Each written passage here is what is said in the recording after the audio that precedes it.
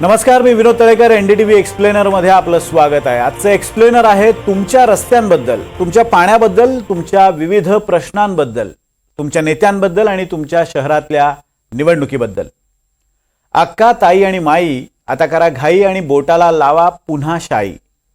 थोडक्यात काय तर अशी तयारी आता तुम्हाला करावी लागणार आहे, कारण कुठल्याही निवडणुका वेळच्या वेळी होणं हे सशक्त सुदृढ लोकशाहीचं लक्षण आहे.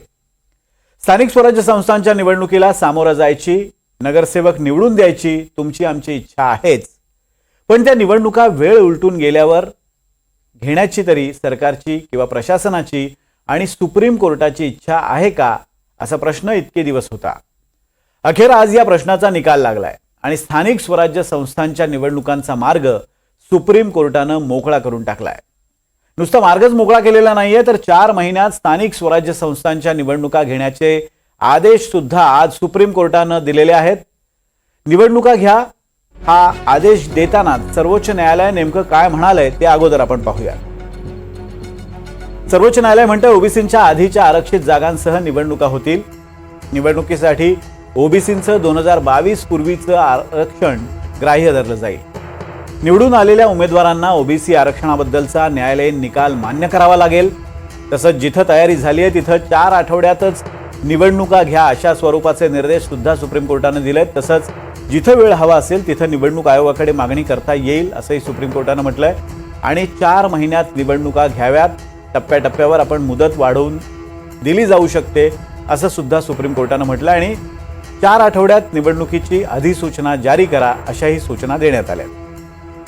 तर सुप्रीम कोर्टामध्ये स्थानिक स्वराज्य संस्थांच्या निवडणुकांचा निर्णय इतके दिवस का रखडला होता, असा प्रश्न तुम्हाला पडला असेल तर त्याचं उत्तर आहे राज्यात ओबीसी आरक्षणासंदर्भात दाखल झालेली याचिका. ही याचिका नेमकी काय आणि त्या याचिकेची पार्श्वभूमी अगोदर आपण जाणून घेऊया. सगळ्यात आधी आपल्याला एक मुख्य मुद्दा समजावून घ्यावा लागेल, तो म्हणजे एससी आणि एसटी म्हणजेच अनुसूचित जाती आणि जमातींचं आरक्षण हे घटनात्मक पद्धतीनं दिलेलं, म्हणजे देशाच्या घटनेनं दिलेलं आरक्षण आहे. तर ओबीसींचं राजकीय आरक्षण हे राज्याच्या विधिमंडळानं दिलेलं वैधानिक स्वरूपाचं आरक्षण आहे. प्रत्येक राज्यामध्ये ओबीसी म्हणजेच मागास वर्ग, इतर मागास प्रवर्गामध्ये वेगवेगळ्या जातींचा समावेश केला जातो आणि या जाती राज्यानुसार बदलत असतात. त्यामुळे इतर मागास प्रवर्गामध्ये कोणत्या जाती घ्याव्यात, त्यांना किती राजकीय आरक्षण द्यावं हे राज्यानं ठरवायचं असतं. 1992 साली मंडल आयोग लागू झाला आणि त्यानंतर राज्यांमध्ये इतर मागासवर्गीयांसाठी 27% आरक्षणाची तरतूद करण्यात आली. म्हणजेच स्थानिक स्वराज्य संस्था निवडणुकीतले 27% उमेदवार हे ओबीसी प्रवर्ग म्हणजेच इतर मागास प्रवर्गातून येणार. मात्र विविध जिल्ह्यांमध्ये तिथल्या लोकसंख्येच्या जातीय प्रतिनिधित्वानुसार स्थानिक स्वराज्य संस्थांमध्ये आरक्षण देण्याचे अधिकार हे राज्य निवडणूक आयोगाला आहेत. त्यानुसार वाशिम, भंडारा, अकोला, नागपूर आणि गोंदिया या 5 जिल्ह्यांमध्ये ओबीसींना 27% आरक्षण लागू केल्यावर आरक्षणाची सुप्रीम कोर्टानं घालून दिलेली 50% मर्यादा, त्याचं उल्लंघन झालं, ती मर्यादा पुढे गेली. यावर कृष्णराव गवळी यांनी आक्षेप घेत सुप्रीम कोर्टात एक याचिका दाखल केली. त्यामध्ये सुप्रीम कोर्टानं या 5ही जिल्ह्यांमधल्या स्थानिक स्वराज्य संस्थांमधलं ओबीसी उमेदवारांचं आरक्षणच रद्द केलं. सुप्रीम कोर्टाच्या या निर्णयावर राज्य सरकारनं त्यानंतर फेरविचार याचिका दाखल केली आणि 29 मे 2021ला सुप्रीम कोर्टानं राज्य सरकारची फेरविचार याचिका सुद्धा फेटाळली आणि ओबीसींचं महाराष्ट्रातलं अतिरिक्त राजकीय आरक्षण या निमित्तानं संपुष्टात आणलं. त्यानंतर बऱ्याच घडामोडी घडल्या. ओबीसी लोकसंख्येबाबत इम्पिरिकल डेटा सादर करा असे आदेश सुप्रीम कोर्टानं तत्कालीन ठाकरे सरकारला दिले होते. त्यानुसार ठाकरे सरकारनं जयंतकुमार बांठिया आयोग स्थापन केला आणि या बांठिया आयोगानं ओबीसींच्या काही जागा कमी केल्या.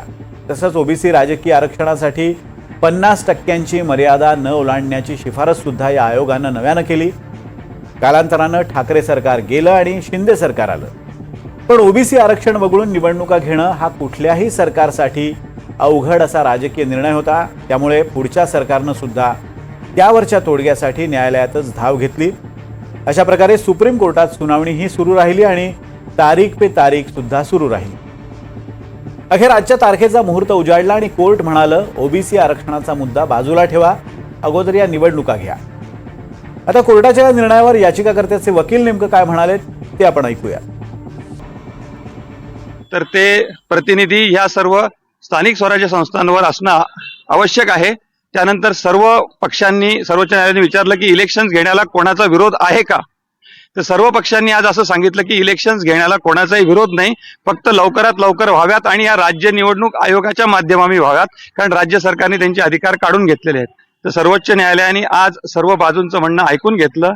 त्यामध्ये एक मुख्य मुद्दा जो ओबीसी आरक्षणाचा होता, बांटिया कमिशन मध्ये आपण सकाळीच बोलल्याप्रमाणे काही जागा या कमी केलेल्या होत्या, तर त्या जागा ज्या आहेत त्या आता पूर्वस्थितीला नेऊन ठेवल्यात. सर्वोच्च न्यायालयाने असं सांगितलं की ओबीसींना 2022 पूर्वी जे राजकीय आरक्षण होतं सध्या तेच राजकीय आरक्षण परत देण्यात यावं आणि 4 आठवड्यांच्या आत सर्व ज्या निवडणुका आहेत तर त्या राज्य निवडणूक आयोगाने घोषित कराव्यात.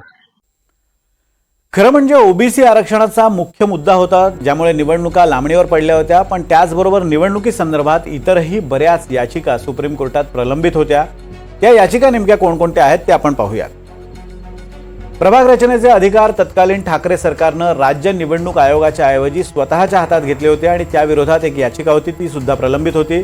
तत्कालीन ठाकरे सरकारनं वाढवलेल्या लोकसंख्येनुसार नव्यानं प्रभाग रचना केली होती आणि त्यानुसार काही महापालिकांमध्ये वॉर्ड्सची संख्या ही वाढणार होती.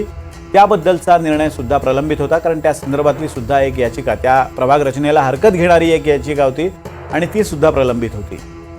तर हे सगळं सुरू असताना जोडीला कोरोना होताच. त्यामुळे या निवडणुका 2020 पासून ज्या रखडल्या त्या रखडलेल्याच होत्या. सगळ्यात आधी 27 एप्रिल 2020 रोजी छत्रपती संभाजीनगर महापालिकेचा कार्यकाळ संपला. तर सगळ्यात शेवटी म्हणजे 27 डिसेंबर 2023 रोजी, त्याला सुद्धा आता जवळपास 2 वर्ष उलटून गेली आहेत, अहिल्यानगर महापालिकेचा कार्यकाळ संपला.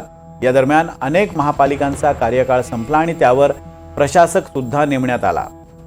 इचलकरंजी आणि जालना या तर नव्यानं अस्तित्वात आलेल्या नव्या महापालिका आहेत आणि त्या महापालिका तर त्यांच्या पहिल्या निवडणुकीच्याच प्रतीक्षेत आहेत. आता कोणकोणत्या निवडणुका रखडल्या ते सुद्धा पाहूयात. मुंबईसह 29 महानगरपालिका यांच्या निवडणुका रखडल्यात. तर 26 जिल्हा परिषदा आणि 257 नगरपालिका यासह 289 नगरपंचायतींच्या निवडणुका सुद्धा रखडल्या होत्या. आता या सर्व स्थानिक स्वराज्य संस्थांमधल्या निवडणुकांचा मार्ग खरं तर मोकळा झालाय. तर या निवडणुकांचा मार्ग मोकळा करताना सुप्रीम कोर्टानं नेमकं काय म्हटलंय ते आपण पाहिलं. पण सुप्रीम कोर्टाच्या आदेशाचा नेमका अर्थ काय ते आता आपण समजून घेऊया. सुप्रीम कोर्ट म्हणतंय ओबीसींच्या आधीच्या आरक्षित जागांसह निवडणुका होतील. याचा अर्थ काय, तर महापालिकांची आणि स्थानिक स्वराज्य संस्थांची मुदत ज्यावेळी संपली त्यावेळचं ओबीसी आरक्षण ग्राह्य धरलं जाईल. उदाहरण घ्यायचं झालं तर मुंबई महापालिकेची मुदत 2017 साली संपली, तर 2017 मध्ये मुंबईत जेवढं ओबीसी आरक्षण होतं तेवढं गृहीत धरलं जाईल. सुप्रीम कोर्टानं दिलेला दुसरा आदेश म्हणजे निवडणुकीसाठी ओबीसींचं 2022 पूर्वीचं आरक्षण ग्राह्य धरलं जाईल.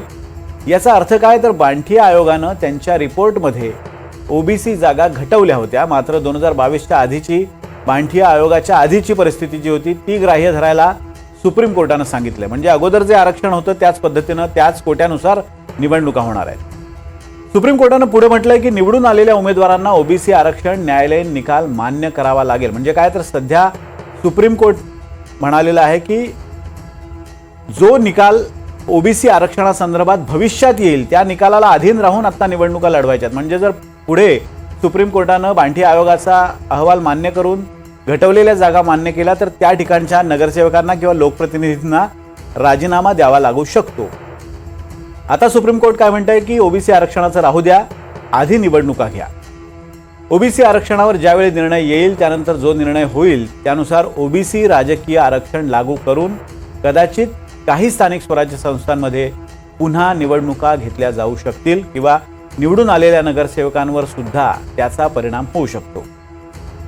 सुप्रीम कोर्टाच्या निकालाचा अर्थ नेमका काय हे आपण तज्ज्ञांकडूनही अगोदर समजून घेऊया. सर्व प्रकारचे अधिकार म्हणजे जे वादाचे मुद्दे त्याविषयीचे सर्व अधिकार हे राज्य सरकारला मिळालेत असं म्हणू शकतो? नाही, खरं सांगायचं तर वादाचे जेवढे मुद्दे आहेत ते सुनावणीसाठी प्रलंबित आहे, त्याच्यावर सुट्टीनंतर सुनावणी होईल. पण त्यामुळे या निवडणुका ज्या आहेत त्या या याचिकेच्या निकालाच्या अधीन राहून होणार आहेत. म्हणजे ऑर्डर ती जी काय ऑर्डर येईल आज ती बंधनकारक राहील. म्हणजे ओबीसीच्या बाबतीत जर सर्वोच्च न्यायालयाने काही निर्णय घेतला तर तो या निवडून आलेल्या प्रतिनिधींना बंधनकारक राहील. प्रभाग रचनेबद्दल काही निर्णय झाला तर तो सुद्धा निवडून आलेल्या प्रतिनिधींना बंधनकारक राहील. तर सुप्रीम कोर्टाच्या निकालाचे अर्थ समजून घेतल्यानंतरचा पुढचा मुद्दा काय, तर आता पुढे काय होणार? सुप्रीम कोर्टानं निवडणुकीची अधिसूचना 4 आठवड्यात जारी करण्याचे आदेश दिलेत. त्यानुसार कदाचित सप्टेंबरपर्यंत स्थानिक स्वराज्य संस्था निवडणुका होऊ शकते. निवडणुकीसाठी तयार असल्याचं सरकारनं कोर्टात सांगितलं असलं तरी सुद्धा सरकार सुप्रीम कोर्टाकडे कदाचित वेळ वाढवून मागून घेऊ शकते. जिथं वेळ हवा असेल तिथं निवडणूक आयोगाकडे मागणी करता येईल आणि टप्प्याटप्प्यावर मुदतवाढ दिली जाऊ शकते असं सांगत सुप्रीम कोर्टानं सरकारला थोडीशी सूटही दिली आहे. पण पुढच्या 4 महिन्यात पावसाळा आहे, त्यामुळे पावसाळ्याचं कारण सरकारनं सांगितलंच तर त्यावर कोर्ट काय निर्णय देतं यावर स्थानिक स्वराज्य संस्थांच्या निवडणुकांचं वेळापत्रक ठरणार आहे. खरं तर कोर्टानं राज्य सरकारनं या अगोदरच स्पष्ट केलं की पावसाळ्यात सुद्धा निवडणुका घेण्याची आमची तयारी आहे. त्यामुळे राज्य सरकार आता काय स्टँड घेणार ते पाहणं महत्त्वाचं असते. स्थानिक स्वराज्य संस्था निवडणुकांचा मार्ग सुप्रीम कोर्टानं मोकळा केल्यानंतर आता गावागावात राजकीय धुळा उडेल. पक्षांची कार्यालयं गजबजतील. कुणी ज्येष्ठ नागरिकांच्या सहली काढतील तर कुणी पावसाळ्याआधी छत्र्या वाटतील. कारण स्थानिक स्वराज्य संस्थांच्या निवडणुका झाल्या काय किंवा नाही झाल्यात काय एवढ्यापुरतंच हे मर्यादित नसतं, तर या निवडणुकांमधून अख्खी एक राजकीय पिढी तयार होत असते. लोकप्रतिनिधींशिवायची लोकशाही म्हणजे बिनमिठाची भाजी असं म्हणतात. त्यामुळे गावगाड्याचा कारभार हाकणारे लोकप्रतिनिधी हे लोकशाहीमध्ये आवश्यक आहेतच. नगरपालिका, नगरपंचायती या राजकारणाच्या शाळा असतात आणि तिथूनच नव्या लोकप्रतिनिधींचं नव्यानं राजकारण सुरू होतं. आता या स्थानिक स्वराज्य संस्था म्हणजे जिल्हा आणि तालुका पातळीवर महत्त्वाची आर्थिक आणि राजकीय केंद्र सुद्धा असतात आणि याच्याच आधारावर कोणत्याही राजकीय पक्ष हा तळागाळात वाढत असतो. आपल्या महाराष्ट्राच्या राजकारणात स्थानिक स्वराज्य संस्थांची निवडणूक लढवून अगदी मुख्यमंत्री पदापर्यंत पोहोचलेली अशी अनेक उदाहरणं आहेत. उदाहरणादाखल जर नावं घ्यायची झाली तर मुख्यमंत्री देवेंद्र फडणवीस हे सगळ्यात आधी नागपूर महापालिकेत नगरसेवक म्हणून निवडून आले. त्यानंतर ते महापौर झाले, पुढे आमदार झाले आणि मुख्यमंत्री पदापर्यंत पोहोचले. विलासराव देशमुख गावच्या सरपंच पदापासून मुख्यमंत्री पदापर्यंत ते पोहोचले. आणि अगदी अलीकडचं उदाहरण द्यायचं झालं तर मुरलीधर मोहोळ हे काही वर्षांपूर्वी पुण्याचे महापौर होते, ते आता केंद्रीय मंत्री झालेले आहेत. जवळपास 5 वर्षानंतर स्थानिक स्वराज्य संस्थांच्या निवडणुकीचा मार्ग मोकळा झालाय. त्यामुळे यंदा स्थानिक स्वराज्य संस्थांच्या निवडणुकीसह मुंबई महापालिकेची निवडणूक ही प्रचंड उत्सुकतेची असणार आहे आणि याची 3 प्रमुख कारणं आहेत. ती कारणं कोणती आहेत आपण पाहूयात. महाराष्ट्रात शिवसेना आणि राष्ट्रवादीच्या फुटीनंतरची स्थानिक स्वराज्य संस्थेची ही पहिलीच निवडणूक असेल. त्यामुळे गावगाड्याचा कल नेमका कुणाकडे आहे, थोरल्या पवारांकडे की दादांकडे, हे ठरवणारी ही निवडणूक असेल. आणि सगळ्यात महत्त्वाचं म्हणजे मुंबई महापालिकेवर सत्ता कुणाची या प्रश्नाचं उत्तर हे ठाकरेंचं महाराष्ट्रातलं भविष्यातलं अस्तित्व ठरवणार आहे. त्यामुळे यंदाची निवडणूक जोश भरवणारी, होश उडवणारी आणि झेंडे फडकवणारी अशी जानदार, शानदार आणि जबरदस्त अशी असेल. मात्र सुप्रीम कोर्टाच्या आजच्या निकालानंतरही एक प्रश्न अनुत्तरित राहतो, तो म्हणजे ओबीसी आरक्षणाचं जर नंतरच ठरवायचं होतं तर स्थानिक स्वराज्य संस्थांची निवडणूक एवढी का रखडवली? अर्थात या प्रश्नामागे बरंच काही दडलंय. ते राजकारण असेल, ते सत्ताकारण असेल किंवा सुप्रीम कोर्टाच्या सुद्धा स्वतःच्या काही मर्यादा असतील. असो, याच सगळ्या राजकारणाचं उत्तर महापालिकांच्या निवडणुकीचे निकाल देणार आहेत. त्यामुळे 4 महिने थांबा, मतदान करा आणि स्वतःच उत्तर मिळवा. तर निवडणुकीची रखडलेली प्रक्रिया पुन्हा वेगानं सुरू होईल, सुरळीत सुरू होईल. येत्या 4 महिन्यात या निवडणुका पार पडतील.